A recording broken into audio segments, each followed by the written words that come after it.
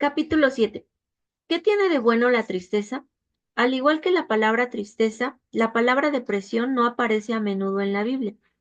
En la versión Nueva Biblia de las Américas no aparece depresión, aunque sí algunas variantes de la palabra.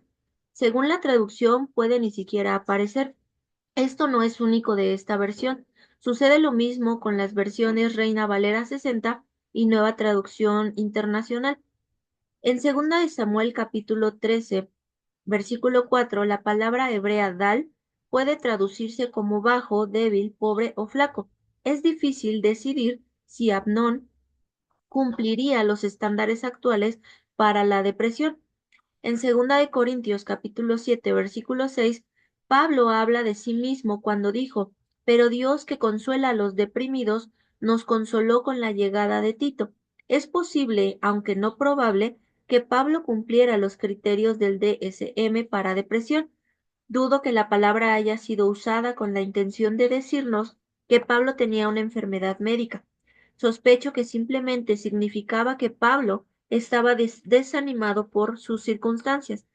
¿Cómo puede ser que una palabra tan importante en nuestra época esté casi ausente de la mayoría de las traducciones de la Escritura? ¿Por qué nadie usaba esa palabra en los siglos cuando se hicieron las primeras traducciones de la Biblia? Hay dos explicaciones razonables para la ausencia de la palabra depresión. Hace 500 años, cuando la gente sufría y se entristecía, no lo consideraban un término de una enfermedad, simplemente lo llamaban tristeza o pesar. Sin embargo, cuando nuestra cultura se encuentra con la tristeza, la llama depresión. Una paráfrasis reciente de la Biblia aplica la palabra deprimida a Ana, lo que ilustra un cambio en la manera en que vemos y hablamos sobre la tristeza. Si le agregas a eso nuestra fuerte tendencia social a ver la depresión como una enfermedad biológica, esto genera varias preguntas importantes. ¿Qué bien pudiera hacerle a alguien vivir en un estado de tristeza? ¿Qué bien le hizo a Ana? Queremos la respuesta a esa pregunta porque queremos saber qué bien nos genera a nosotros la tristeza. Una gran parte de la vida actual depende de sentirnos bien. Si no estoy contento o las cosas no van bien, puedo encender la televisión y mirar 5 minutos de comerciales cada 12 minutos que me dirán lo que tengo que hacer para escapar de la tristeza y encontrar la plenitud. Sin embargo, para la mayoría de nosotros, las respuestas de los comerciales no parecen funcionar. Sospecho que todos quisiéramos evitar la tristeza, no volverla como una oportunidad, no verla como una oportunidad. La mayoría de nosotros huiría de la oportunidad de sufrir y sé que yo mismo he huido bastante. No obstante, la dirección de nuestra huida podría cambiar si entendiéramos cuán grande parte tiene la tristeza en la creación de Dios. En su libro Piedras Lisas, Joy Coffey reflexiona en la verdad de que Dios nos creó con la huella inconfundible de su diseño. Coffey escribe en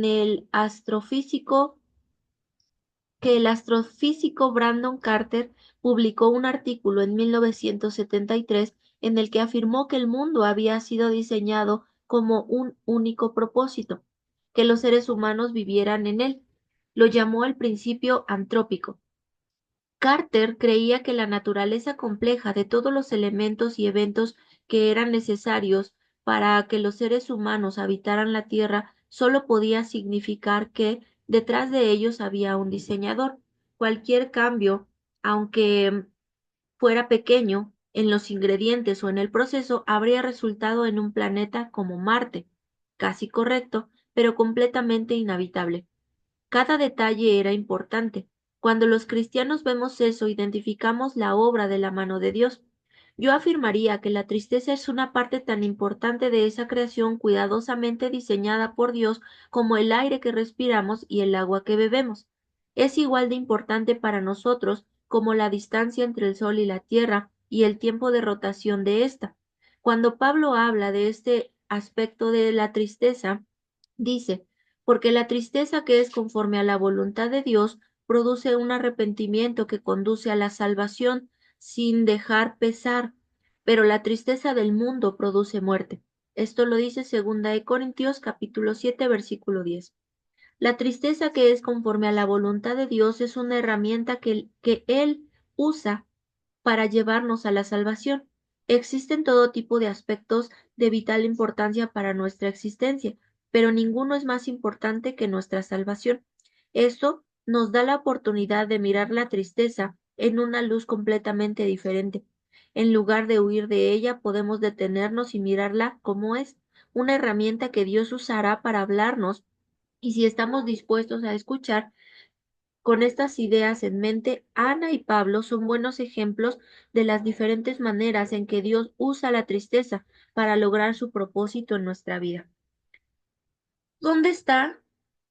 ¿Dónde estás cuando te necesito? La tristeza de Ana trajo la atención de los que estaban a su alrededor y le otorgó el apoyo de su marido, tal como Horwitz dijo que sucede. Sin embargo, esa fue prácticamente toda la ayuda que recibió de los demás. No le dio ningún alivio de las burlas de la otra esposa de su marido, ni tampoco le produjo hijos. Desde una perspectiva psicológica y sociológica secular, el beneficio que Ana recibió de su respuesta natural a la adversidad no fue gran cosa. De manera que si hemos de decir que la tristeza es valiosa y que el sufrimiento representa un beneficio para nosotros como cristianos, ¿qué vemos en su historia que nos indica que la lucha vale la pena? La pregunta, ¿de qué sirve? Nos lleva directamente a la pregunta, ¿dónde estabas cuando te necesitaba? Esta usualmente surge cuando enfrentamos problemas que nos entristecen. Para Ana, la respuesta fue que Dios siempre estuvo allí. De la misma manera que Jesús conocía todo sobre Lázaro, Dios conocía perfectamente la esterilidad de Ana. El relato nos dice en dos ocasiones que fue Dios quien cerró su vientre. No solo él conocía el problema de Ana, sino que era parte de su plan para la vida de ella, tal como Jesús tenía un plan que resultaría en gloria para Dios y en bien para Lázaro. Dios tenía un plan para Ana. Tal vez nunca sepamos exactamente cuál fue, pero es seguro decir que el sufrimiento de Ana la acercó a Dios. Ella estaba atrapada en una situación para la que no había solución humana. Año tras año, la constante en su vida era el viaje a Silo, donde entre lágrimas presentaba a Dios su problema. Si la tristeza mueve nuestro corazón hacia Dios, este es un beneficio enorme para todos nosotros. Pocas cosas en la vida nos provocan peor angustia emocional que la enfermedad. Es todavía peor cuando tenemos delante la muerte. Mi hermano una vez me dijo que cuando el médico le dijo que tenía cáncer de piel, dejó de escucharlo. Estaba seguro de que le había dicho algo más, algo importante, pero se lo había perdido. En cambio, fue arrastrado de inmediato hacia un remolino de emociones que amenazó con ahogarlo. En los años que he practicado la medicina, he visto suceder esto cuando tengo la triste tarea de informarle a un paciente que tiene una enfermedad grave. Sé que debo encontrar alguna manera de darle esperanza durante el poco tiempo que tengo con él, o de otro modo terminará abrumado. Al movernos hacia Dios, la tristeza nos mueve a la esperanza. El salmista lo dijo de maravilla. Amo al Señor porque oye mi voz y mis súplicas, porque a mí ha inclinado su oído. Por tanto le invocaré mientras yo viva. Los lazos de la muerte me rodearon y los terrores del Seol vinieron sobre mí. Angustia y tristeza encontré. Invoqué entonces el nombre del Señor diciendo, te ruego, oh Señor, salva mi vida. Clemente y justo es el Señor. Sí, compasivo es nuestro Dios. El Señor guarda a los sencillos. Estaba yo postrado y me salvó. Esto lo dice Salmo 116, versículo 1 al 6. De nuevo podemos ver que cuando enfrentamos problemas, Dios siempre está allí escuchando. Mientras vivamos y deseemos hablar, el oído de Dios está hacia nosotros. Cualquier día, en cualquier momento, Dios está disponible y dispuesto para escuchar a sus hijos. La única limitación que podemos ver es nuestra disposición para hablar. Otro salmo dice, aún antes de que haya palabra en mi boca, oh Señor, tú ya la sabes toda. Salmo 139, versículo 4. Él no es como una máquina contestadora con 10 opciones y con ninguna persona real que te escuche. Él está escuchando. Qué gran consuelo es esto para los que sufren sin un solo amigo que los escuche ni los ayude. El salmista dice que algo tan grave como la muerte o la enfermedad produce tristeza. Lo siguiente que sucede es que invoca el nombre de Dios tal como lo esperaríamos. La respuesta normal dada por Dios a los problemas y al sufrimiento que estos producen es voltear a Dios en busca de ayuda. El escritor exclama, Te ruego, oh Señor, salva mi vida, tal como Pedro mientras se hundía bajo las olas. Fuimos creados para clamar a Dios, Señor, si tú no me salvas, nadie lo hará. En el proceso podemos ver el carácter de Dios. Él es misericordioso, justo y compasivo en su respuesta a nuestras oraciones. Él no nos responde con base en lo listos que seamos. En cambio, el Salmo dice que Él guarda a los sencillos. Cuando Dios escucha nuestras oraciones, significa que la ayuda está en camino. Él me escuchó y me salvó. Y esa ayuda será mejor que cualquier solución a nuestros problemas que pudiéramos haber pensado o esperado. Turbación y tristeza, las primeras señales de que la ayuda está en camino. Un aspecto importante de la turbación y la tristeza es que son una de las primeras señales de que la ayuda está en camino. La transformación de Pablo de odiar a los cristianos a ser un misionero de la fe fue lograda mediante una adversidad asombrosa. La primera vez que encontramos a Pablo, en esa época conocido como Saulo, estaba guardando los mantos de los que apedreaban a Esteban. Lo dice Hechos capítulo 7, 58. En ese momento Saulo era un respetado fariseo de los fariseos, seguro de sí mismo y aprobado en lo religioso. Ver a Esteban golpeado a muerte con enormes piedras despertó en él la pasión de matar a cristianos. Se volvió famoso por ello. En el momento de su conversión estaba de camino a Damasco con cartas oficiales para arrestar y asesinar a más cristianos. Él era el puntero en la persecución de la iglesia. Para los que leemos las cartas de Pablo en el Nuevo Testamento, es difícil imaginar cuán despiadado fue Saulo hasta que Dios puso un gran problema en su camino. Mientras viajaba al acercarse a Damasco, de repente resplandeció a su alrededor una luz del cielo. Al caer a tierra, oyó una voz que le decía, Saulo, Saulo, ¿por qué me persigues? ¿Quién eres, Señor? Preguntó Saulo. El Señor respondió, Yo soy Jesús a quien tú persigues. Levántate, entra en la ciudad y se te dirá lo que debes hacer. Los hombres que iban con él se detuvieron atónitos, oyendo la voz, pero sin ver a nadie. Saulo se levantó del suelo y aunque sus ojos estaban abiertos, no veía nada, y llevándolo por la mano lo trajeron a Damasco. Estuvo 3 días sin ver y no comió ni bebió. Todo esto nos los narra Hechos capítulo 9, versículo 3 al 9. De un solo golpe Jesús logra varias cosas. Detiene la persecución de Pablo contra la iglesia, se revela a sí mismo como Dios ante él y nos abre la puerta para ver la naturaleza de la gracia. Él permite que Saulo vea suficiente de su gloria para cegarlo. En ese momento Pablo no sabía si algún día recobraría la vista. ¿Qué regalo fue esa ceguera? Durante 3 días estuvo en la oscuridad sin comer ni beber. No había absolutamente nada de lo que distrajera de pensar en lo que había sido o en lo que había perdido y en lo que estaba por delante. No había en qué enfocarse más que en la imagen brillante y vívida del rostro de Jesús y el semblante de aquellos que habían perseguido y asesinado. Fue un regalo. El sufrimiento de Saulo fue un enorme regalo. Dios simplemente pudo haber lidiado con él de la misma forma que lo hizo con Herodes, matándolo. En cambio, Dios le dio gracia durante los siguientes 3 días. Él oró.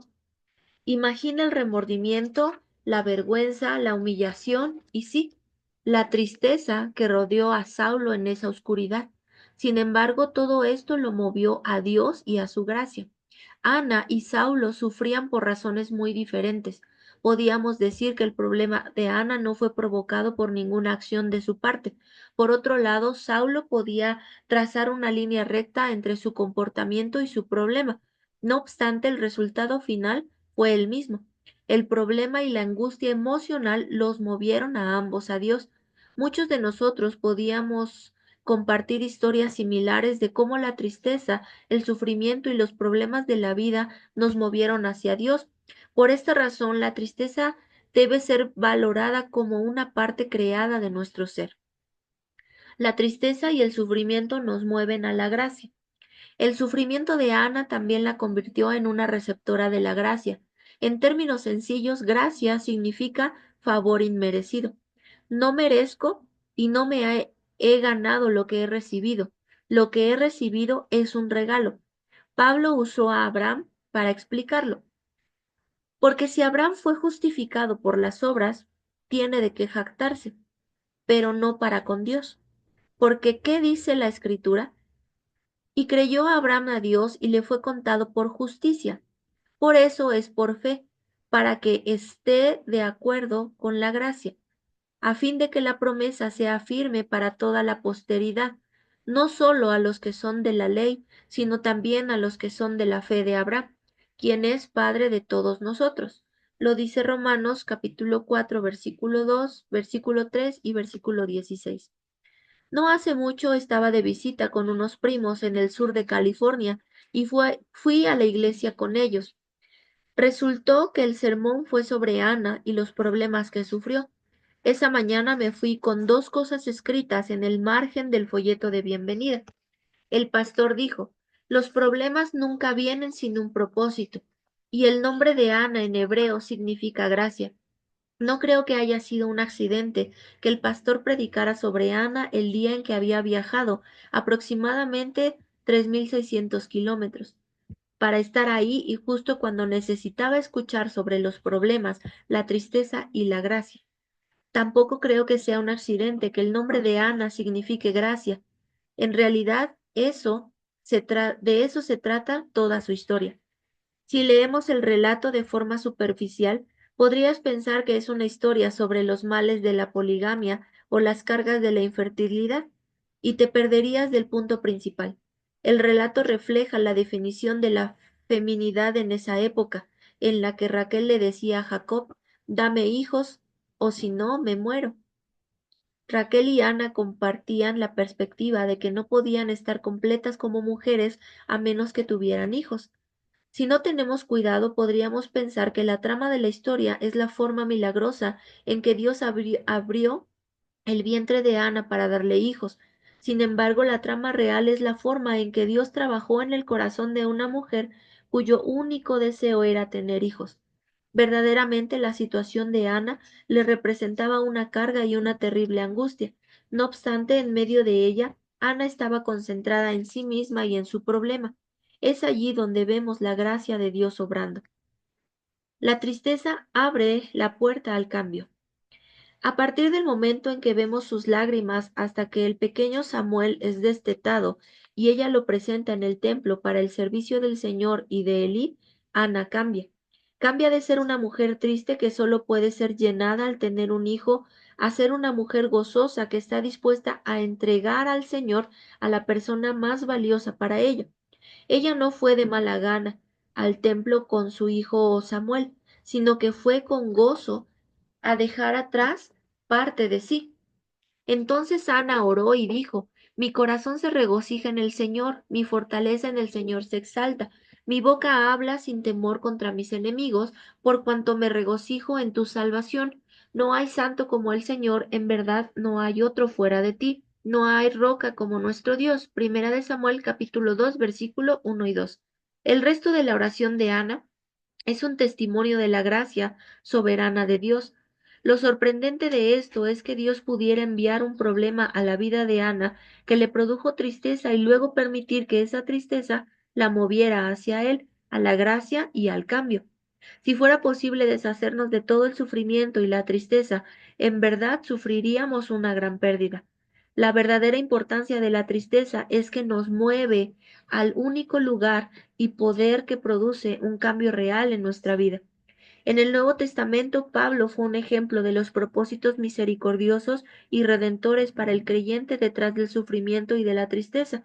Cuando Jesús envió a Ananías a encontrarse con Pablo y a sanarlo, el Señor le dijo que debía mostrarle a Pablo cuánto tendría que sufrir por Cristo, y el propio testimonio de Pablo fue que sufrió muchísimo en muchos más trabajos, en muchas más cárceles, en azotes y un sinnúmero de veces, con frecuencia en peligros de muerte. 5 veces he recibido de los judíos 39 azotes, 3 veces he sido golpeado con varas, una vez fui apedreado, 3 veces naufragué y he pasado una noche y un día en lo profundo, con frecuencia en viajes, en peligros de ríos, peligros de salteadores, peligros de mis compatriotas, peligros de los gentiles, peligros en la ciudad, peligros en el desierto, peligros en el mar, peligros entre falsos hermanos, en trabajos y fatigas, en muchas noches de desvelos, en hambre y sed, con frecuencia sin comida, en frío y desnudez. Esto lo escribe Pablo en 2 Corintios capítulo 11, versículo 23 al 27. Pocos creyentes estadounidenses han sufrido de forma física como Pablo lo hizo por su fe. Su respuesta ante la pérdida fue: yo estimo como pérdida todas las cosas en vista del incomparable valor de conocer a Cristo Jesús mi Señor. Por él lo he perdido todo y lo considero como basura a fin de ganar a Cristo y ser hallado en él. Lo menciona Pablo en su carta a los Filipenses, capítulo 3, versículo 8 al versículo 9. Cuando vimos por primera vez a Saulo, lo que más valoraba era su religión. Era fariseo de fariseos y estaba orgulloso de ello. Estaba dispuesto a matar a cualquiera que amenazara su preciada religión. Sin embargo, Pablo se convierte en un ejemplo vivo de la gracia, y la realidad es que la adversidad que enfrentó fue parte de esa gracia. Saulo pasó de ser un sicario de la religión de obras a ser Pablo, el ejemplo vivo en carne y hueso de la salvación por gracia, y ahora proclamaba con valentía que era salvo por gracia, por medio de la fe, y esto no procede de nosotros, sino que es don de Dios, lo dice Efesios 2, versículo 8. En lugar de trabajar para ganarse la aceptación de Dios, Pablo se convirtió en hechura suya. Él consideraba el sufrimiento y la tristeza como una aflicción leve y pasajera, que nos produce un eterno peso de gloria que sobrepasa toda comparación. Lo dice 2 Corintios capítulo 4, versículo 17. La mayor parte del mundo ve la tristeza, en el mejor de los casos, como una inconveniencia improductiva. Muy pocos creeríamos, como Horwitz, que tiene un valor real. En cambio, contamos nuestros días de trabajo, las visitas al médico y los precios de los medicamentos, y los consideramos pérdidas incalculables. Pablo veía la tristeza y el sufrimiento como el medio que usó Dios para darle crecimiento en la gracia. La tristeza abre la puerta del arrepentimiento. Hay muchas otras cosas que la tristeza puede producir en nuestra vida que hacen que valga la pena soportarla.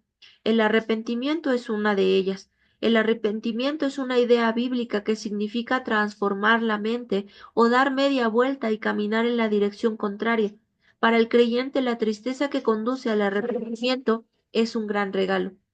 Ciertamente, lo fue para el joven de Corinto que se arrepintió de su adulterio. También fue un gran regalo para la iglesia.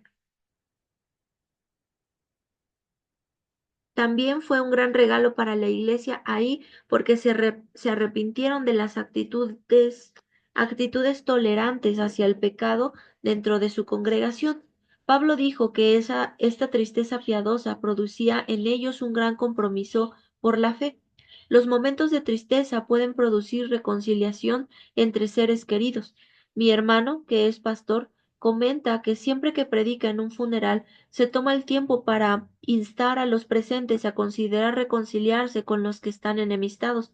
En general, esto resulta bien. El carácter definitivo de la muerte nos recuerda que no siempre tendremos el tiempo para decir las palabras necesarias para solucionar antiguos conflictos. La tristeza que sentimos al perder amigos y seres queridos puede ablandar nuestro corazón hacia los que quedan. La tristeza nos equipa para el servicio. Hay muchas otras cosas buenas que la tristeza nos mueve a hacer, pero terminaré con esta, que es muy importante. El sufrimiento y las dificultades nos equipan para ayudar a los que enfrentan el mismo tipo de problema.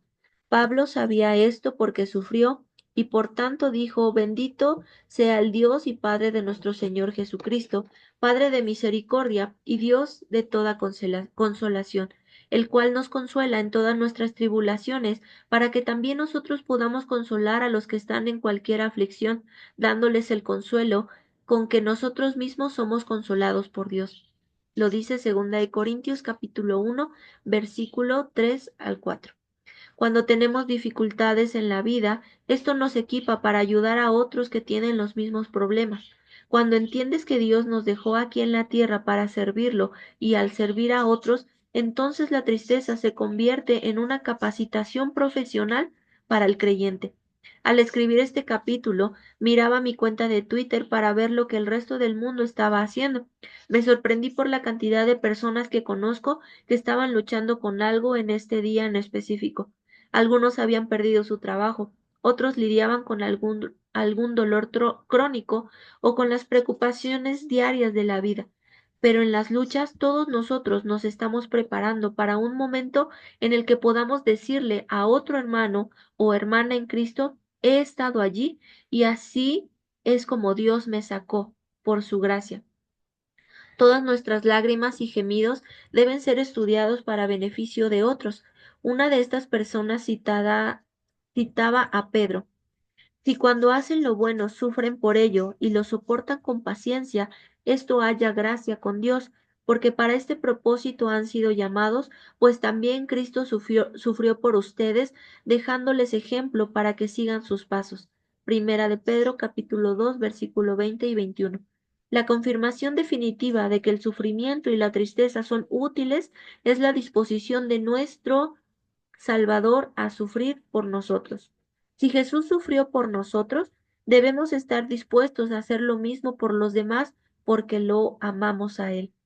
Lo interesante sobre el torrente de publicaciones sobre el sufrimiento que leí ese día es que todo comenzó con una cita aleatoria de C.S. Lewis enviada por un sitio que publica una cita diaria de 140 caracteres o menos.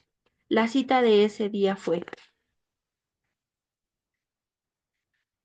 no necesariamente dudamos de que Dios hará lo mejor para nosotros. Más bien, nos preguntamos qué tan doloroso resultará ser eso mejor. Esto está en el corazón de la pregunta que consideramos en el capítulo 4.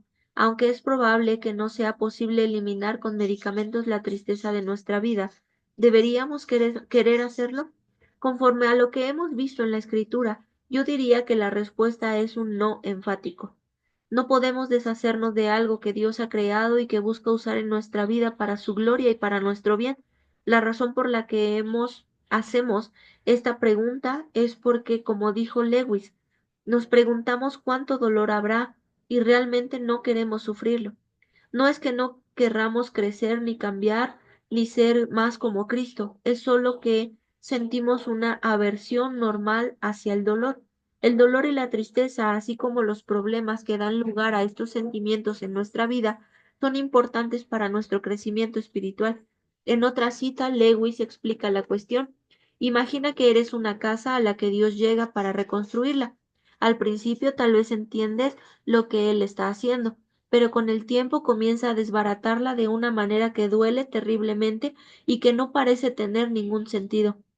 ¿Qué está intentando hacer? La explicación es que está construyendo una casa muy diferente a la que habías imaginado. Pensaste que te construiría una casita linda y decente, pero está construyendo un palacio. Su intención es llegar a vivir él mismo allí. Por eso necesitamos la habilidad dada por Dios de estar tristes.